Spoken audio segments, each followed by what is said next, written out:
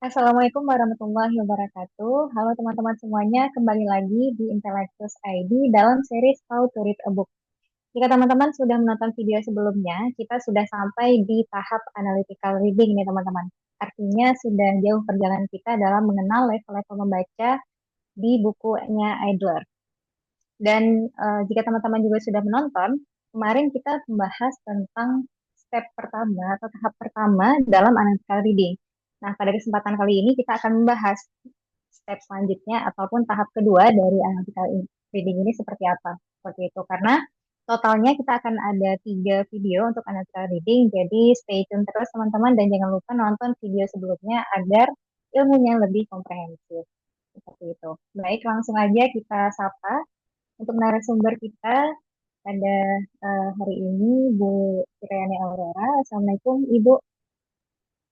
Waalaikumsalam warahmatullahi wabarakatuh. Apa kabar Feby dan teman-teman semua di sini? Alhamdulillah kabar baik. Ibu sendiri bagaimana? Alhamdulillah, baik-baik saja. Alhamdulillah baik terus ya Bu. Insya Sampai Allah. nanti video kita selesai dan juga nanti mungkin ada video-video terbaru lainnya untuk teman-teman semuanya. Baik, kita akan langsung masuk ya Bu ke tahap kedua dalam analytical reading dan silakan Bu Rata untuk menyampaikan kepada kami semua dan juga penonton di rumah. Silakan Bu Rara. Baik, terima kasih Feby dan Ain juga ada di sini. Assalamualaikum warahmatullahi wabarakatuh, teman-teman semua. Semoga semua dalam keadaan sehat dan berbahagia ya pada hari ini. Jadi hari ini insya Allah kita akan melanjutkan ke tahap kedua dari analytical reading. Jadi kalau sebelumnya itu kita kita mencoba membuka, menguncover. Jadi mencoba untuk apa namanya membuat atau mengetahui struktur dari pesan atau isi dari buku yang sedang kita baca. Pada tahap kedua ini kita mencoba untuk memahami. Jadi kita mencoba mencari tahu makna dari pesan-pesan atau dari penjelasan-penjelasan yang dituliskan oleh penulis di dalam buku yang sedang kita baca. Gitu. Saya share screen dulu.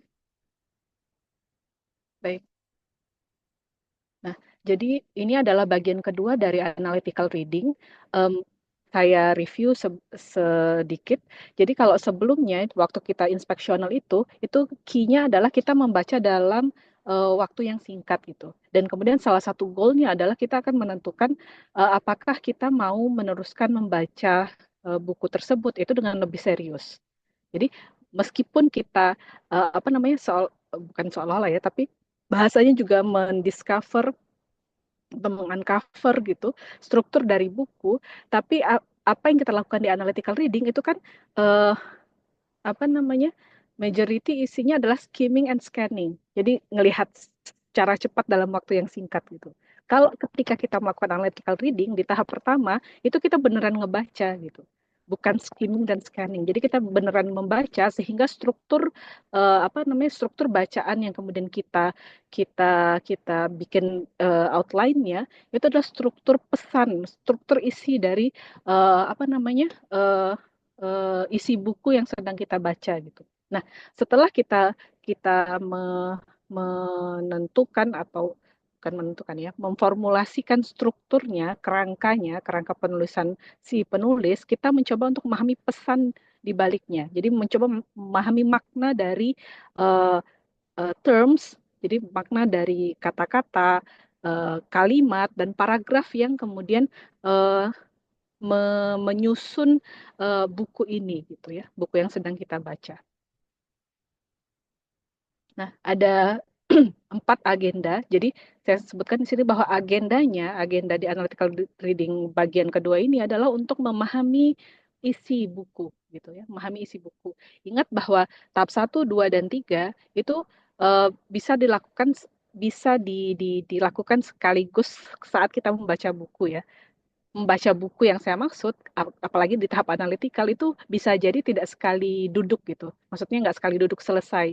Sangat mungkin dia membutuhkan beberapa beberapa tahapan gitu ya untuk bisa apa namanya melakukan 3 aktivitas ini. Gitu. Tapi bukan berarti kemudian ketika sekali kita baca dari awal sampai akhir itu untuk nentuin struktur. Terus nanti kita harus baca yang kedua kali dari awal sampai akhir lagi untuk nentuin apa namanya isi kayak gitu. Itu bukan nggak seperti itu gitu sebenarnya. Makanya kita apa sekali lagi kita perlu punya kebiasaan menjadi pembaca yang baik gitu. Ketika membaca itu kita perlu menjadi an active reader, jadi pembaca yang aktif. Kita bertanya kepada buku, kita memformulasikan jawaban atas pertanyaan-pertanyaan yang kita tanyakan kepada buku. Itu apa namanya? Uh, pengantarnya gitu. Jadi ini agendanya kita memahami ya, memahami makna dari pesan-pesan yang dituliskan oleh penulis dalam buku yang sedang kita baca. Ada 4 rules, ada 4 aturan yang kemudian apa disampaikan oleh Adler untuk apa namanya?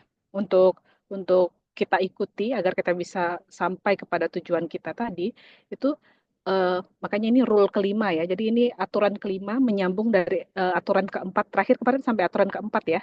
Ketika kita memformulasikan masalah gitu ya, memformulasikan masalah yang diangkat oleh penulis. Aturan kelima itu adalah coming to terms gitu. Nah, kalau kemarin kita bicara tentang struktur buku, tentang kerangka penulisan buku, coming to terms ini adalah unit terkecil dari apa namanya aspek bahasa buku gitu, dari aspek bahasa sebuah buku gitu.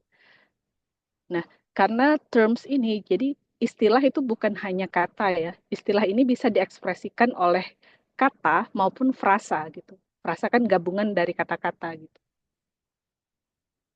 Nah, ada beberapa penjelasan uh, singkat gitu tentang coming to terms itu seperti apa gitu. Yang pertama pahamilah bahwa term jadi sebuah istilah itu adalah elemen paling mendasar apa dari pengetahuan yang dikomunikasikan gitu. Maka kemudian indikator penulis dan pembaca itu coming to terms atau sukses melakukan komunikasinya itu adalah mereka menggunakan kata yang sama dengan makna yang sama gitu. Yang paling apa namanya? Yang yang sekarang misalnya di Indonesia itu ambigu, bukan bukan ambigu karena katanya bermakna ambigu, namun karena eh, apa namanya? pemberian makna pemberian makna secara serampangan yang diberlakukan kepadanya. Contohnya makna toleransi, moderasi kayak gitu. Itu bukan makna yang yang yang yang apa namanya seringkali itu bukan apa namanya memiliki makna yang sama ketika dua orang maksudnya readers dan authors ya dalam apa konteks ini itu mengkomunikasikannya gitu. Maka kemudian yang dimaksud dengan coming to terms itu adalah kita memahami apa makna dari term dari istilah-istilah kunci yang kemudian digunakan oleh penulis gitu. Bukan kita memaksakan pandangan kita tentang atau apa pandangan kita tentang makna sebuah kata gitu ya. Uh, uh, kita hanya memakai bahwa oh ini istilah penting nih oleh penulis gitu. Terus kita menyandingkan makna yang kita sangkakan itu adalah makna yang benar gitu, bukan seperti itu. Jadi apa? Karena sebuah istilah itu adalah kata yang digunakan oleh penulis itu secara tidak ambigu, yang berarti dia jelas gitu.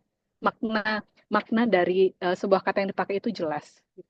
Nah, Adler juga memberitahukan gitu ya, gimana sih cara kita apa namanya mencari tahu sebuah istilah gitu, karena tidak semua kata itu merupakan term kayak gitu. Jadi kita perlu bisa atau punya keahlian tertentu gitu untuk bisa apa namanya melacak di manakah istilah atau mana istilah yang kemudian termasuk key terms dalam dalam buku tersebut gitu. Ada beberapa hal yang bisa kita lihat atau kita bisa suspek sebuah kata itu adalah term itu jika misalnya penulis itu dengan sengaja menggunakan quotation mark gitu ya di penggunaan kata tersebut atau kalau nggak quotation italic kayak gitu atau bold kayak gitu ya. Jadi kalau nggak dikasih tanda kutip atau tanda petik gitu ya di bold atau dikasih italic gitu dimiringkan gitu katanya itu kita bisa suspek ini kenapa ya istilah ini baik itu kata ataupun frasa istilah ini itu diberikan penekanan seperti itu gitu Dari sana kita kita bisa mencari tahu apakah ini beneran key terms atau memang apa namanya hanya special words yang kemudian bukan hanya sih special words yang ingin digunakan oleh penulis secara berbeda dari kebiasaan pada umumnya. Ada juga yang seperti itu soalnya, gitu. Yang kedua itu adalah secara eksplisit digunakan oleh apa namanya penulis itu dalam berbagai makna untuk menyatakan berbagai makna, gitu. Jadi uh, misalnya istilah kekuasaan ini jadinya macam-macam ya apa namanya contohnya gitu karena kalau di Adler itu jelas gitu penggunaan setiap katanya itu jelas misalnya makna kekuasaan gitu ada yang apa namanya mendefinisikannya sebagai kewenangan ada yang sebagai pengaruh gitu kewenangan itu punya punya apa namanya kemampuan untuk impose kan imposing kepada yang dituju gitu tapi kalau pengaruh itu sekedar apa propose dan kemudian mempropose jadi meminta orang lain pihak lain itu untuk mengikuti formulasi atau keputusan yang diinginkan oleh pihak pertama kayak gitu misalnya itu kalau tidak dijelaskan dari awal sedangkan dia memakai power istilah power untuk beragam senses beragam makna kayak gitu itu apa namanya atau kalau tidak diidentifikasi sejak awal pembaca itu akan kehilangan kehilangan apa namanya the flow of thinking uh, uh, dari pesan yang ingin dipahami ya dari sebuah isi buku. Jadi kita perlu tahu bahwa apakah kemudian sebuah kata, sebuah term itu digunakan oleh penulis secara konsisten uh, apa menunjukkan satu makna atau apakah kemudian penulis menggunakan term yang sama untuk beberapa makna gitu. Dan apakah kita bisa mengidentifikasi mengapa penulis mengganti makna merubah maknanya dari terms yang digunakannya di awal menjadi berbeda di tempat lain. Ini bagian-bagian yang masuk ke tricky ya untuk penggunaan terms kayak gitu. Kemudian apa namanya? Ada lagi cara untuk mencurigai bahwa itu adalah key terms atau important words kayak gitu ya yang digunakan oleh penulis. Itu adalah ketika kemudian ada penekanan tertentu dalam penggunaan istilah tersebut gitu. Misalnya berupa definisi. Kemudian sebuah kata didefinisikan dengan beberapa beberapa definisi dan kemudian misalnya ada kesimpulan, ada diekstrak lagi gitu dari definisi itu mana saja elemen yang kemudian ditekankan itu berarti kata yang awal tadi itu ditekankan oleh penulis gitu dengan menggunakannya apa dengan menggunakan beragam argumen gitu. Nah, kemudian yang keempat itu adalah ketika ini mirip dengan yang yang kedua ketiga gitu ya. Jadi penulis itu mengelaborasi penggunaan kata tersebut itu dari beragam penggunaan oleh penulis-penulis lainnya kayak gitu. Dan dia menunjukkan bahwa dia akan menggunakan kata tersebut dengan spesial gitu, dengan makna yang tertentu gitu. Nah, itu kita bisa mencoba mencari tahu apakah apakah kata-kata yang ditunjukkan oleh empat indikator ini itu adalah key terms kayak gitu ya. Kata-kata penting yang ingin diangkat oleh penulis gitu. Nah, uh, setelah kita menemukan, jadi ini prosesnya, jadi kita mencari tahu di mana ya ada key terms kayak gitu. Setelah kita bisa locating the key terms, setelah kita bisa finding the key terms atau frasa, kita kemudian berupa kata ataupun frasa, kita kemudian mencoba coming to terms. Jadi kita mencoba untuk memahami penggunaan apa namanya, bagaimana cara si penulis itu menggunakan istilah tersebut gitu. Jadi eh, caranya itu adalah cara untuk coming to terms itu adalah kita memahami bagaimana makna dari kata-kata itu secara precise, secara tepat kayak gitu. Oh, bahwa eh, makna reading, makna terms, makna arguments, propositions gitu dalam penggunaan Adler adalah demikian demikian kayak gitu. Nanti kalau kita melihat apa namanya terma yang sama misalnya di buku kualitatif research method itu mungkin saja maknanya berbeda gitu. Maka kita harus harus bisa membuat apa namanya menentukan special usage yang apa penggunaan penggunaan khusus yang kemudian diberlakukan oleh penulis buku yang sedang kita baca terhadap istilah-istilah kunci yang dia nyatakan. Nah, tahapan selanjutnya itu adalah ini catatan ya. Jadi kita perlu memperhatikan dua aspek atau dua elemen ketika kita mencoba melalui 4 rules ini. Kita mencoba me, apa namanya melakukan 4 prinsip membaca analytical ini. Yaitu adalah ada aspek bahasa dan ada aspek logis gitu. Ada aspek logika maksud saya. Aspek bahasa berarti kita uh, beneran harus mastering the grammar gitu ya. Kita tahu tahu tentang tata urutan dan struktur dari bahasa yang menyusun argumentasi penulis kayak gitu. Jadi uh, kenapa kemudian aspek bahasa ini penting? Karena nanti bagian yang tricky-nya adalah apa yang tadi sebenarnya sudah saya sebutkan sekilas gitu ya. Satu kata itu bisa punya banyak makna dan satu makna itu bisa diungkapkan dengan banyak istilah kayak gitu. Jadi bukan hanya satu istilah atau satu makna saja, maka kita perlu perlu tahu bahwa oh kalimat ini itu sebenarnya pesannya sama dengan kalimat di page yang selanjutnya, di halaman yang selanjutnya kayak gitu misalnya supaya kita nggak kebingungan, kita perlu mastering the language yang dipakai oleh si penulis gitu. Kalau kita mau paham bahasanya, kalau kita apa memaham apa jadi kalau yang aspek dari logika dari terms ini itu kita akan bisa melihat mana yang utama, mana yang supporting kayak gitu. Karena kita harus menentukan ini nanti di apa di proses kita mencari mencari apa mencari susunan makna gitu ya. Kita perlu menentukan ini rangkaian apa namanya paragraf ini itu mana yang kalimat utama yang ber, berisi inti dari pikiran major points-nya penulis, mana yang supporting kayak gitu, mana yang surrounding gitu ya, mana yang menjelaskan konteksnya kayak gitu misalnya. Jadi itu misalnya hal-hal apa namanya hal-hal yang uh, uh, dinyatakan Adler untuk penting kita perhatikan seperti itu. Nah, selanjutnya ini prinsip kedua yaitu adalah perhatian yang perlu kita berikan kepada proposisi. Proposisi ini secara language ya, secara aspek bahasanya isinya adalah sentences. Isinya adalah kita memperhatikan apa namanya kalimat-kalimat yang digunakan oleh penulis. Jadi lihat bahwa secara bahasa saja itu naik dari kata, perhatian pada kata ke perhatian kepada kalimat kayak gitu. Nah,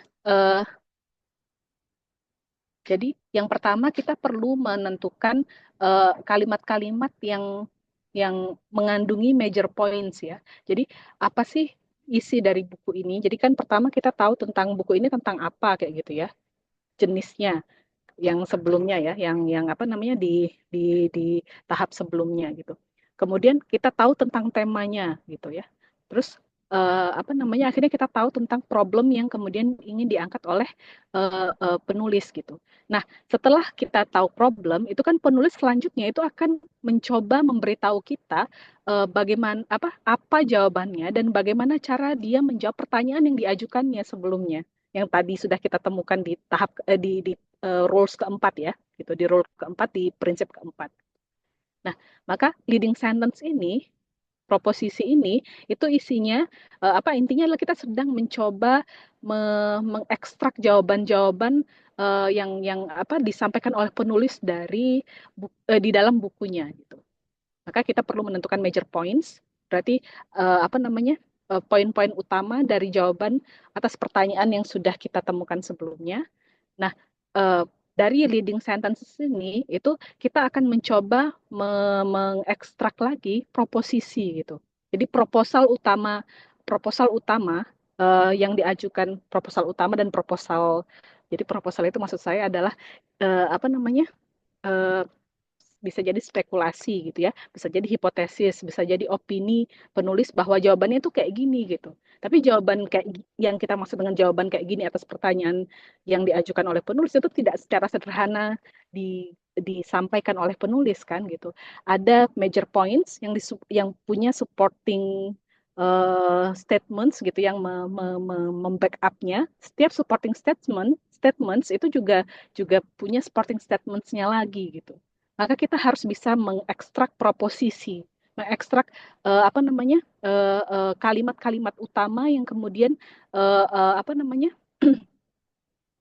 yang mengandungi yang apa kita mengekstrak proposisi dari kalimat-kalimat penting yang sudah disampaikan oleh penulis ini gitu. Jadi inti argumentasinya itu ada di proposisi gitu. Yang kita ekstrak dari apa namanya kalimat-kalimat penting yang kemudian seolah-olah digarisbawahi ya oleh si penulis gitu. Nah, setelah kita bisa menemukan uh, leading sentences dan kemudian proposisi yang disampaikan oleh penulis, selanjutnya kita perlu memahami proposisi tersebut, memahami kalimat tersebut. Gitu. Kalimatnya apa, proposisinya apa, kayak gitu. Uh, Contohnya, sebenarnya di sini ada banyak contohnya, tapi yang saya ambil satu contoh proposisi aja ya, reading for understanding. Jadi itu adalah proposisi yang apa disampaikan oleh Adler gitu ya, yang penting untuk disampaikan Adler. Masalah yang diangkatnya adalah kemudian ketika reading skill apa namanya students reading skill pelajar-pelajar di Amerika itu nggak nambah-nambah setelah kemudian mereka melampaui tahapan elementary reading gitu. Jadi setelah itu mereka nggak bisa gerak dari reading for information ke tahap selanjutnya gitu. Sehingga aktivitas membaca itu seringkali itu hanya sampai pada tingkatan membaca untuk entertainment. Jadi untuk apa namanya ya? Untuk menikmati bacaan saja gitu. Tapi nggak elevating apa readers level of understanding. Nah, maka kemudian uh, sederhana proposisinya, maka kita harus membaca for understanding gitu. Tapi kan persoalannya, makanya ini practical book ya, gimana caranya gitu. Toh ini nggak diajarin lagi gitu di sekolah, gimana caranya? Maka Adler menawarkan beberapa proposisi gitu, beberapa proposisi yang diantaranya dikandungi di dalam 4 level membaca, yang setiap levelnya itu akumulasi dari level sebelumnya kayak gitu. Kita nggak bisa ngelakuin analytical tanpa kita mastering the language kayak gitu ya, seperti atau kita bisa membaca bahasa, kita tahu bahasa yang digunakan kayak gitu. Kita nggak bisa apa membaca ke analytical kalau kita nggak bisa mengekstrak struktur buku, menentukan apakah buku ini layak untuk dibaca serius atau dibaca main-main atau dibaca dengan energi seperti apa atau kita mau demand apa demand kita terhadap buku gitu. Itu kita nggak bisa ngelakuin analytical reading tanpa melakukan instructional misalnya. Seperti itu. Jadi ini pentingnya kemudian kita uh, uh, apa namanya memberi perhatian kepada proposisi gitu misalnya. Karena kita jadi paham bahwa oh makanya kenapa Adler itu apa namanya uh, merasa tidak nyaman gitu untuk menyederhanakan perasaan gemes mungkin ya mungkin mungkin kalau kita sebagai researcher atau sebagai educator gitu ini kok apa namanya yang saya misalnya yang kami hadapi di tingkatan universitas iya sih mahasiswa gitu gelarnya tapi kok nggak apa membaca aja eh, apa satu keberatan kedua memang nggak punya skill gitu terbukti dari apa terbukti dari reviewnya gitu secara sederhana seperti itu jadi kalau disuruh buat reading review mahasiswi saya biasanya itu yang isinya itu adalah ini ngulangin lagi apa namanya table of content dari sebuah buku gitu padahal yang saya minta itu adalah atau kalau yang saya minta bab gitu ya, bukan buku, hanya chapter saja, itu isinya hanya mengcapture sub bab aja gitu. Subbab itu kan kelihatan ya kalau dari isi buku gitu. Jadi tanpa tanpa punya struktur yang apa? Yang tanpa punya outline-nya sendiri gitu. Padahal kata Adler apa namanya outline yang diberikan oleh penulis gitu ya, yang berupa chapters, subchapters kayak gitu, itu hanya guidance aja gitu bagi kita pembaca. Kita bisa jadi punya punya outline yang better or worse tergantung dari kemampuan membaca kita, kata Adler gitu. Tapi kalau kita membaca secara serius, kemungkinan besar itu kita punya outline yang setidaknya untuk kita pribadi itu membantu kita karena dia lebih lebih sesuai dengan apa yang kita bagaimana cara kita memahami dari buku tersebut kayak gitu. Itu ininya ya, apa namanya, pentingnya kita bisa menangkap proposisi gitu dan makna dari proposisi, makna dari bagaimana proposisi itu dijelaskan dalam sebuah kalimat. Nah, kemampuan apa pemahaman pembaca tentang proposisi ini itu bisa dievaluasi itu yang tadi saya bilang. Jadi contohnya adalah apa eh, dengan mempertanyakan dengan meminta pembaca itu untuk menggunakan bahasanya sendiri untuk menjelaskan tentang sesuatu hal tersebut kayak gitu. Jadi apa misalnya gitu ya, buku apa sih yang anak IR sering baca, masih baca Politics Among Nation apa ya, ya misalnya kayak gitulah ya, buku-buku Hadley Bull misalnya yang Anarchical Society gitu. Ini uh, Bull punya proposisi apa gitu. Bull punya Hadley Bull itu dia dia dia mengangkat masalah apa dan solusi apa di dalam bukunya kayak gitu. Nah, kalau misalnya kemudian sebagai pembaca kita belum bisa apa namanya, bukan hanya memparafrase ya, menggunakan, kalau itu kata kata Adler itu hanya playing with words kayak gitu. Jadi kita hanya main-main dengan kata-kata aja gitu, bukan benar-benar apa namanya, benar-benar memahami isi buku. Jadi sampai di sini disebutkan bahwa idealnya kita harus bisa menyatakan makna yang sama dengan bahasa yang totally different gitu, dengan kalim apa dengan struktur kata-kata yang benar-benar berbeda dari yang dipakai oleh penulis kayak gitu. Itu sampai seperti itu. Jadi ada dua. Yang pertama adalah ya tadi ya, by trying to state it with your own words gitu. Jadi kita perlu mencoba menyatakan ulang kembali tentang apa yang disampaikan oleh penulis. Yang kedua itu adalah dengan memberikan contoh gitu. Ini uji coba untuk menguji apakah kita memahami makna dari proposisi yang disampaikan oleh penulis. Nah, proposisi ini penting. Kenapa? Karena dia sekali lagi dia adalah seperti proposal yang disampaikan oleh penulis. Dia menunjukkan opini dari penulis tentang atas jawaban pertanyaan yang disampaikannya sebelumnya gitu, yang sudah kita temukan sebelumnya di rules keempat gitu. Nah, maka kemudian kalau kita bisa mengidentifikasi itu mengenali, menemukan gitu ya proposisi atau apa namanya uh, yang ditawarkan oleh penulis yang akan menjadi jawaban dari pertanyaan tersebut, kita juga akan kemudian kemungkinan besar akan bisa menemukan kenapa penulis itu memberikan solusi yang seperti itu gitu. Kenapa penulis menganggap bahwa untuk menjawab pertanyaan tersebut itu adalah dengan cara seperti itu, gitu. Seperti yang disampaikannya itu. Nah, karena proposisi itu juga eh, berisikan eh, hal-hal yang diputuskan penulis. Jadi kemampuan penulis untuk memutuskan bahwa apa namanya, eh, memutuskan bahwa misalnya ya, reading itu adalah part of learning gitu.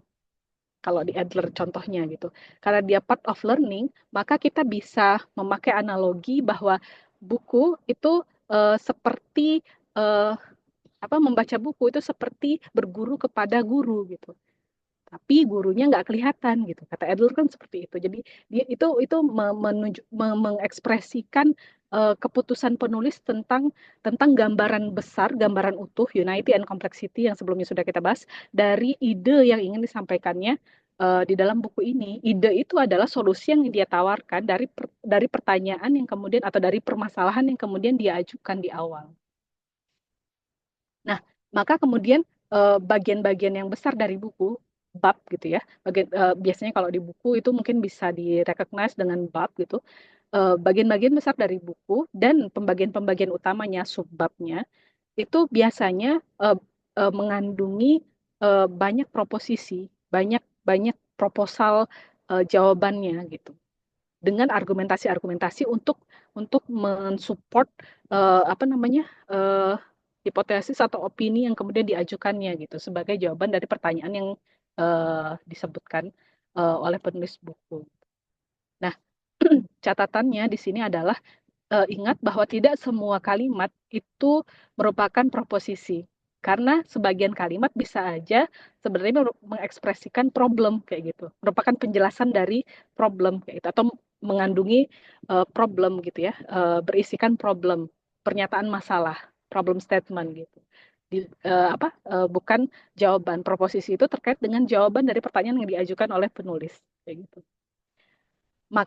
Dan itu catatan pertama. Catatan yang kedua adalah bisa jadi, nah tadi sudah saya sebutkan, bisa jadi kemudian kalimat yang sama itu mengandungi beberapa proposisi gitu. Jadi karena makanya kemudian kita perlu memperhatikan jika ada perubahan penggunaan term ya, perubahan penggunaan istilah untuk mengekspresikan pikiran penulis gitu. Itu satu. Jadi kita perlu pay attention ke term shifting. Jadi ke perubahan term yang kemudian digunakan oleh penulis. Yang kedua, itu kita juga perlu pay attention ke leading sentence yang isinya itu adalah compound sentence. Yang isinya adalah kalimat uh, apa saya lupa bahasa Indonesianya apa ya, majemuk, kalimat majemuk. Jadi ada kalimat singular, ada kalimat yang sederhana gitu ya, Budi pergi ke pasar gitu mungkin ya, itu satu statement yang sederhana gitu, tapi ada kalimat menjemuk, Budi ke pasar dan ayah pergi ke kantor misalnya, itu kan mengandungi dua proposisi kayak gitu. Itu saya menggunakan contoh yang sederhana biar kita bisa memahami. Jadi setidaknya itu mengandungi dua proposisi gitu, Budi pergi ke pasar, ya, ayah pergi ke kantor, tapi sebenarnya ada proposisi yang hidden yang imply dari sana gitu. Pertama, kita perlu mempertanyakan apakah waktunya bersamaan, apakah mode transportasinya sama atau berbeda kayak gitu. Tadi ya, waktunya sama atau berbeda, mode transportasinya sama atau berbeda. Kenapa ya dia gabungkan menjadi dalam satu kalimat majemuk, misalnya yang seperti itu. Gitu. Jadi itu cara kita uh, apa uh, mempertanyakan ke leading sentences gitu ya. Kalau kita menganggap bahwa itu adalah proposisi yang mengandungi major points, yang mengandungi ide utama, opini utama yang ingin disampaikan oleh penulis gitu. Maka kemudian kita perlu sebagai pembaca gitu, kita perlu benar-benar secara sadar bangun, maksudnya secara awake gitu ya, secara sadar, secara secara aktif gitu. Ketika membaca kita pay attention ke special words, special sentences dan special paragraph gitu. Nah, kita masuk ke rule ketiga. Jadi prinsip ketiga itu adalah kita memperhatikan argumentasi. Argumentasi ini tentunya terkait dengan proposisi ya. Jadi kalau proposisi itu kan sentences, bicara tentang sentences. Argumentasi ini mayoritas isinya adalah paragraf. Bisa jadi passage gitu kalau lebih dari satu paragraf gitu.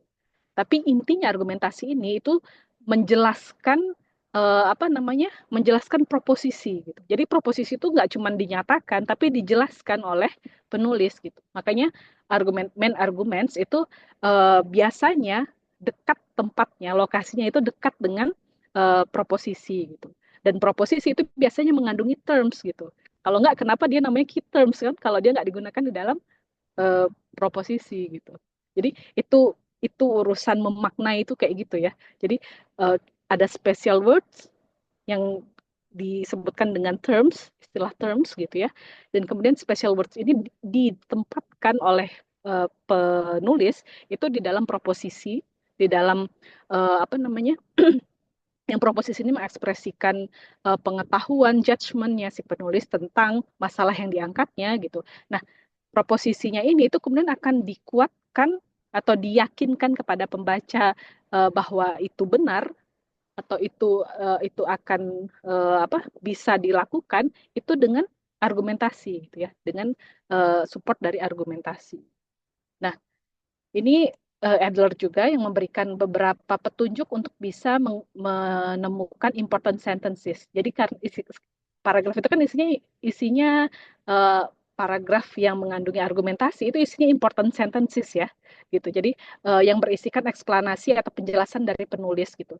Nah, beberapa cara untuk bisa menemukan sentences ini pertama adalah kita perhatikan apa namanya, apakah kemudian penulis itu menjelaskan apa yang pertama, gimana sih cara dia bisa sampai ke jawaban itu gitu ya, ke formulasi jawaban sebuah jawaban atau beberapa jawaban atas pertanyaan yang diajukannya. Jadi ini rangkaian logikanya, makanya ada aspek bahasa dan ada aspek logika gitu, yang perlu kita telusuri dari memaknai isi buku.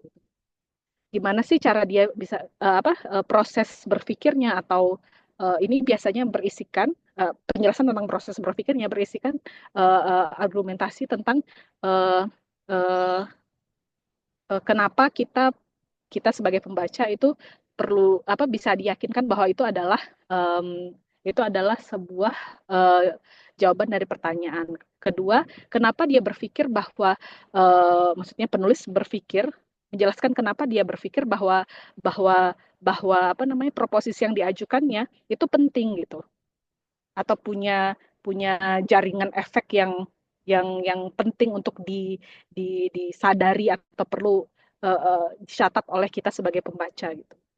Yang ketiga itu bagaimana kemudian penulis itu mendiskusikan beragam ekspresi yang digunakannya. Beragam ekspresi ini digunakannya bisa jadi pakai tadi single terms atau dia bisa punya beberapa terms untuk mengekspresikan makna yang sama kayak gitu.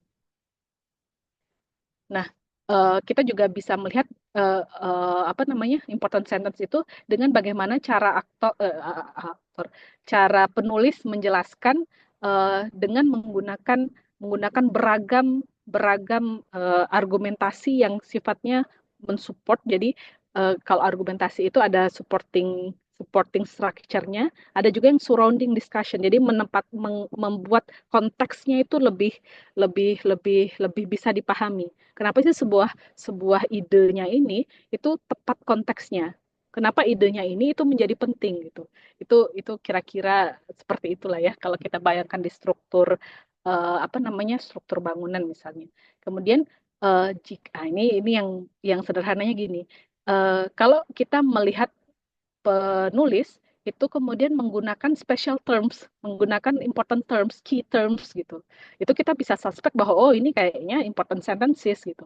Karena buat apa dia menjelaskan menjelaskan not so important sentences dengan terms gitu ya. Karena terms itu kan words that has special usage kan untuk author ya, untuk penulis gitu. Kita bisa suspek itu kecuali kalau terma yang digunakan itu terlalu umum gitu ya. Yang terakhir itu adalah dengan melihat sequence gitu. Jadi important sentences itu kita bisa suspek bahwa dia bagian dari argumentasi kalau dia sequential, strukturnya itu berurutan gitu. Jadi nggak berdiri sendiri. Ada urutan pertama, kedua, ketiga, keempat dan selanjutnya kayak gitu. Jadi ada awalan dan ada akhirannya. Berarti kita bisa suspek bahwa ini argumentasi. Ini bisa jadi mengandung argumentasi utama nih yang mensupport proposisi yang disampaikan oleh penulis kayak gitu. Karena ini kata-kata dari Adler juga bahwa sebuah argumen itu pasti bermula di suatu tempat. Dia pergi ke suatu tempat dan sampai ke suatu tempat kayak gitu. Jadi dia satu rangkaian perjalanan pemikiran si penulis gitu. Makanya dia melibatkan beberapa statements gitu ya, melibatkan beberapa kalimat kayak gitu.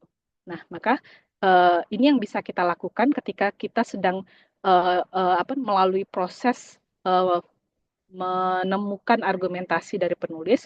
Tahap pertama adalah kalau kita bisa, coba kita kita cari lokasi dari paragraf yang berisikan important arguments yang tadi ya. Contohnya adalah yang dia karena dia sequential, dia berisikan apa namanya kalimat-kalimat yang sequential yang nggak bisa dipahami tanpa keseluruhannya kita tempatkan kita baca bersamaan itu sequential kayak gitu misalnya.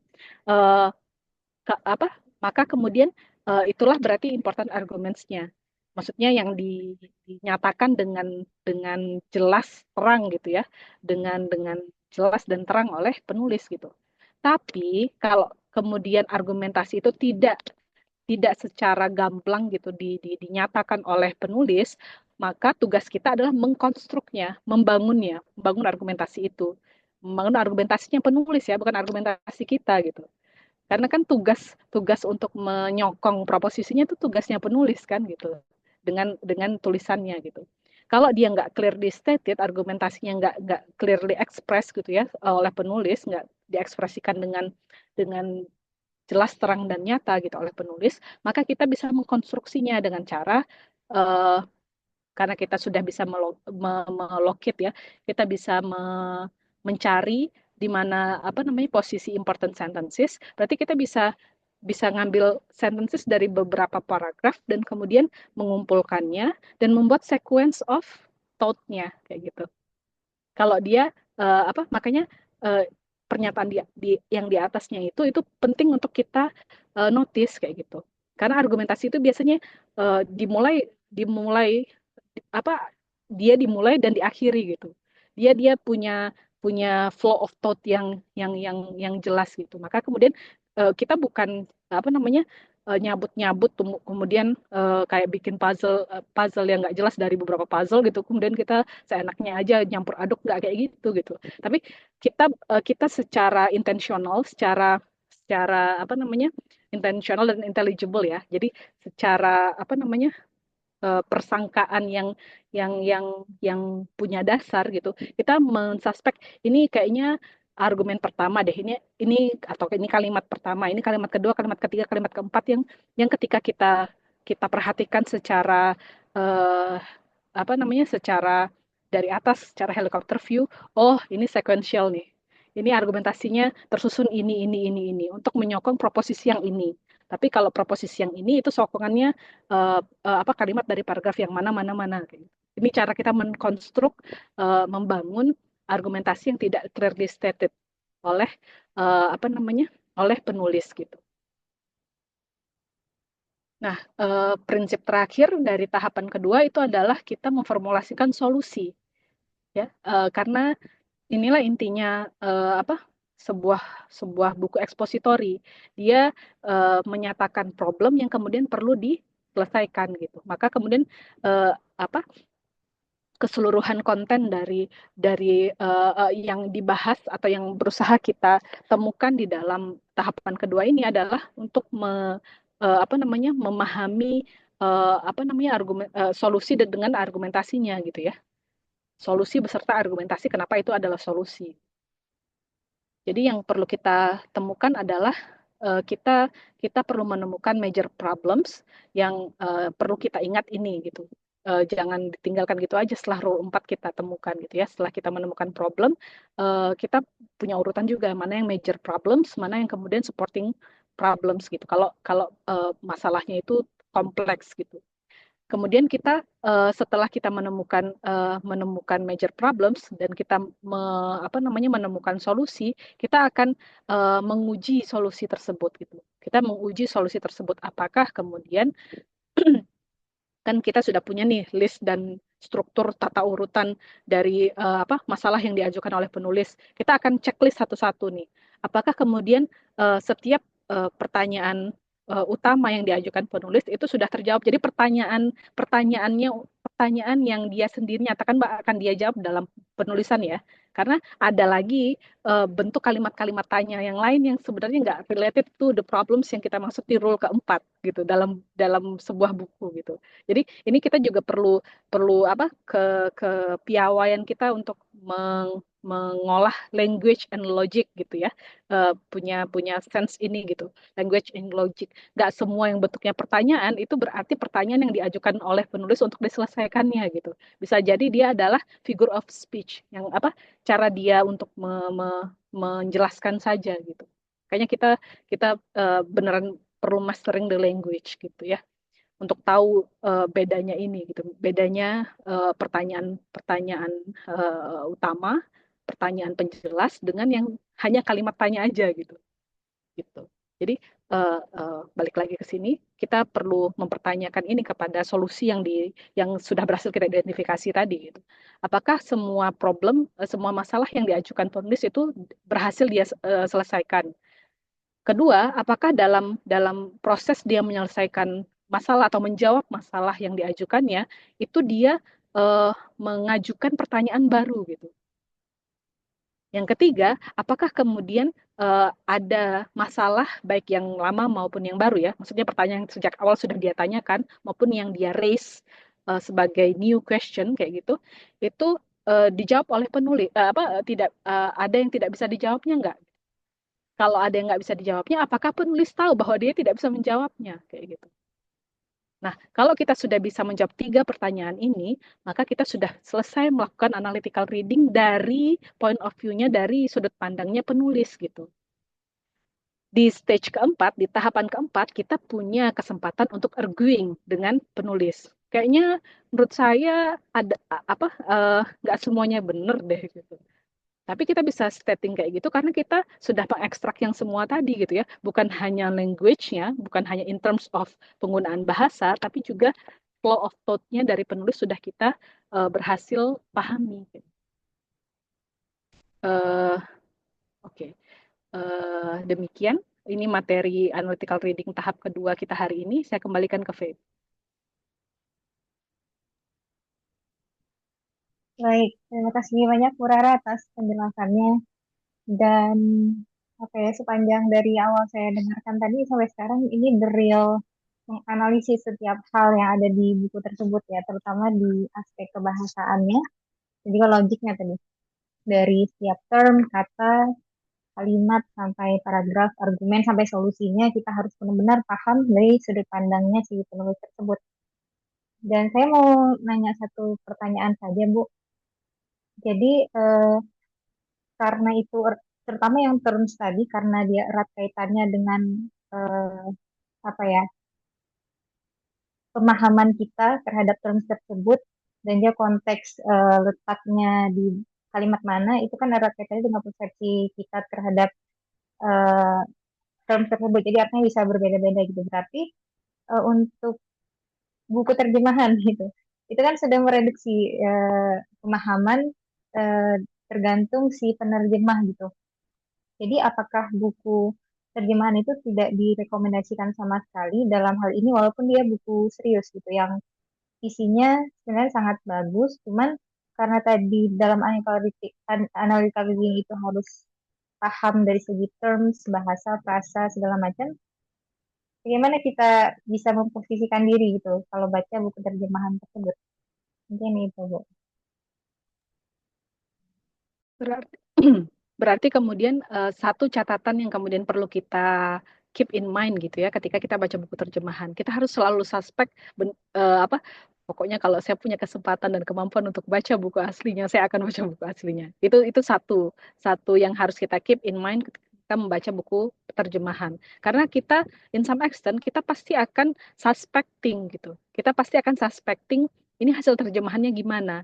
Tapi masalahnya kan apa namanya uh, buku terjemahan itu diperlukan karena kita tidak banyak di antara kita itu yang nggak bisa misalnya kayak saya nggak bisa bahasa Arab gitu jadi saya mengandalkan terjemahan buku terjemahan kayak gitu maka in some extent itu saya akan keep in mind bahwa oke, yang saya pahami terbatas dengan terjemahan yang disampaikan oleh penulis kayak gitu penulis terjemahan maksud saya, atau penerjemah kayak gitu. Tapi saya tahu bahwa trikinya, maksudnya hal yang perlu yang kritisnya itu adalah bahasa Arab itu bahasa yang kaya sekali dengan makna, gitu. Kaya sekali dengan makna. Jadi sangat mungkin ada makna yang tidak terungkap gitu di terjemahan ini gitu. Itu yang pertama. Yang kedua, maka kemudian pilihlah terjemahan yang approved by misalnya scholars kayak gitu sebagai authoritative person gitu ya di dalam persoalan-persoalan yang ekspositori. Jadi ekspositori books ini sebaiknya tidak, maksudnya kita nggak secara gampang saja gitu mengklasifikasikan buku-buku yang kelihatan serius itu sebagai ekspositori gitu. Karena penulis buku-buku ekspositori itu seharusnya orang-orang yang ahli di bidang masing-masing gitu ya, yang autoritatif di bidang masing-masing gitu. Sehingga kita tidak perlu kemudian sampai memikirkan ini hoax apa enggak ya gitu ya. Meskipun disampaikan serius, jangan-jangan isinya hoax semua gitu. Ya mulai dari terms yang digunakan serampangan kayak gitu ya. Ya apa namanya? Uh, nggak ada proposisi, apalagi argumentasi gitu. Nggak begin somewhere, nggak going somewhere, dan nggak getting somewhere gitu ya. Ya apa susah gitu. Jadi ingat bahwa buku-buku ekspositori ini secara umum itu biasanya itu dituliskan oleh para scholars. Jadi orang-orang yang punya otoritas di bidang tersebut untuk menjelaskan atau untuk mengelevate ya, menaikkan level pemahaman kita dari yang tadinya sedikit ke lebih lebih baik kayak gitu ya, lebih banyak kayak gitu. Uh, uh, maka kemudian kita perlu memilih buku ekspositori secara kritis kalau di dunia sekarang ini ya, di mana buku-buku bercampur aduk aja gitu. Yang ketiga itu adalah kita di masa sekarang itu sangat penting untuk kemudian kita bukan hanya melihat endorse dari para scholars terkait dengan buku-buku. Misalnya ada scholars yang endorse gitu. Ini diterjemahkan oleh pihak ini kayak gitu. Silahkan dibaca di sana kayak gitu misalnya. Atau ada notes dari penulis buku aslinya kayak gitu, bahwa terjemahan ini itu apa namanya uh, bisa mengungkapkan apa namanya pikiran saya dengan baik kayak gitu. Meskipun ada beberapa, tentunya tetap tidak apa, ada beberapa keterbatasan atau ada beberapa poin penting yang kemudian perlu digarisbawahi gitu ya, perlu diperhatikan ketika kita membacanya. Ya, gitu. Jadi scholarly review, apa review dari para scholars itu juga perlu kita perhatikan gitu. Yang keempat tentunya adalah kita beneran mengenal gitu, mengenal si penterjemah gitu, sehingga kita bisa bisa percaya dengan kualitas terjemahannya gitu. Kan kalau misalnya serampangan, selengean gitu ya penterjemahnya, itu kita sangat mungkin meragukan kualitas terjemahannya gitu. Tapi kalau misalnya dunia seperti sekarang ini yang banyak online classes itu mayoritas, misalnya saya mayoritas kelas saya itu uh, bukan mayoritas, beberapa kelas saya itu yang mengadakan, yang menjadi pematerinya adalah penterjemah-penterjemah dari kitab-kitab bahasa Arab ke bahasa Inggris ataupun bahasa bahasa Melayu atau Indonesia. Bahasa Melayu sih, Inggris ataupun Melayu. Misalnya Ustadz Mahdi Lok kayak gitu ya. Musa Furber gitu, Ustadz Musa Furber gitu. Dokter Rizky Febrian kayak gitu. Yang banyak mentranslate, banyak menerjemahkan buku-buku berbahasa Arab ke bahasa Melayu. Kalau yang Ustadz Mahdilok dan Ustadz Musa Furber itu beliau mentranslasi ke bahasa Inggris kayak gitu misalnya. Jadi karena kita tahu, kenal bukan meskipun nggak personal ya, nggak pernah ketemu langsung, tapi karena kita pernah mendengarkan langsung kuliahnya dan bagaimana cara beliau memperlakukan tadi ya, terms, proposisi, argumentasi, kita jadi punya punya harapan tertentu tentang kualitas terjemahan dari beliau-beliau ini. Demikian Feby. Oke, baik. Jadi sangat penting ya Bu untuk memilih atau selektif dalam memilih buku terjemahan.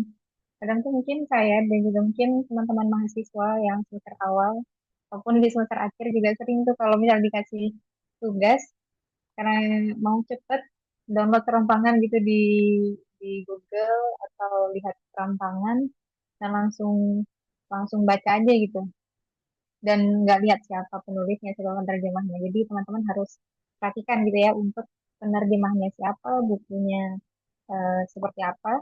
sangat penting untuk memilih buku-buku terjemahan seperti yang dijelaskan oleh Bu Rana. Baik, tadi kita udah lihat dari point of view penulis ya, Bu, memahami buku dari point of view penulisnya tersebut. Tadi selanjutnya kita akan bahas tentang judging eh, by ourselves gitu tentang buku tersebut ya, Bu. Mungkin Ibu ada closing statement untuk ke tahap selanjutnya atau ada yang disampaikan? Silakan, Bu. Baik, jadi apa bagian yang beratnya masih akan berlanjut, bagian yang berat dari analytical reading masih akan berlanjut, tapi eh, di apa tahapan kedua ini itu adalah tahapan tahapan satu dan dua itu isinya adalah kita melihat dari point of view-nya penulis. Selanjutnya itu kita akan memahami untuk kebutuhan kita sendiri. Jadi untuk memahami apa namanya dari point of view kita sendiri sebelum kita masuk sintopikal, sintopikal itu lebih ke kebutuhan kita gitu ya, reading untuk kebutuhan kita gitu. Nah, sebelum bisa masuk ke sintopikal kita perlu uh, punya kemampuan terakhir di analytical reading, bukan kemampuan terakhir, final skill yang kita perlu lengkapi, yaitu kemampuan untuk berargumentasi, berdiskusi, mengklarifikasi seolah-olah gitu ya dengan penulis buku. Inilah fungsinya ketika kita misalnya meragukan ini kayaknya menurut saya argumentasinya lemah deh gitu. Nah, eh, cara untuk kita meragukan ini itu ada tata caranya kayak gitu ya, ada tata caranya dan itulah yang kemudian akan coba kita discovering gitu ya. Kita coba bahas di pertemuan selanjutnya. Jangan sampai terjebak saya ingat banget ada di satu kelas saya gitu ya, ada mahasiswa yang bilang saya setuju Bu dengan Amartya Sen gitu kalau nggak salah. Apa terus saya bengong maksudnya ya gimana gimana bisa nggak setuju wong membaca bukunya aja belum gitu dalam hati saya gitu. Jadi kalau kita belum baca bukunya mau setuju itu nggak relevan gitu, maksudnya nggak relevan kepada konteks kita sedang proses memahami gitu. Maka kalau kita mau menyatakan kita setuju tidak setuju itu kita punya argumentasi dan argumentasinya bukan suka nggak suka gitu ya, tapi kita setuju karena ini kuat gitu argumentasinya, kita setuju karena reasoningnya sound gitu ya, reasoningnya kuat gitu, alasan alasan ilmiahnya kuat gitu. Kita nggak setuju karena ini kayaknya salah deh gitu. Ini proposisinya atau alur logikanya kayaknya salah deh gitu. Atau kayaknya misinformed deh gitu. Ada beberapa beberapa catatan gitu ya untuk bisa mengkritik penulis gitu. Jadi nantikan di video kita selanjutnya, insya Allah. Sampai jumpa ya teman-teman semua. Oke, baik. Terima kasih Bu Rara atas closing statement-nya. Menarik sekali ya teman-teman. Untuk tahap selanjutnya kita akan mengenal lebih dalam bagaimana cara menilai sebuah buku atau argumen dari si penulis gitu. Jadi ada tatanya tersendiri dan nantikan di video kami selanjutnya. Seperti itu. Kita sudah memasuki tahap terakhir nih teman-teman. Dan jika teman-teman ada pertanyaan terkait materi yang sudah kita bahas tadi, teman-teman boleh menulis di kolom komentar. Nanti akan kami bantu jawab. Dan juga jangan lupa subscribe, like, dan juga share jika teman-teman rasa video ini bermanfaat. Kita akan ketemu lagi di video-video selanjutnya dan jangan lupa untuk membaca bukunya Adler di link deskripsi yang sudah kami sematkan. Seperti itu. Sampai jumpa teman-teman semuanya. Wassalamualaikum warahmatullahi wabarakatuh.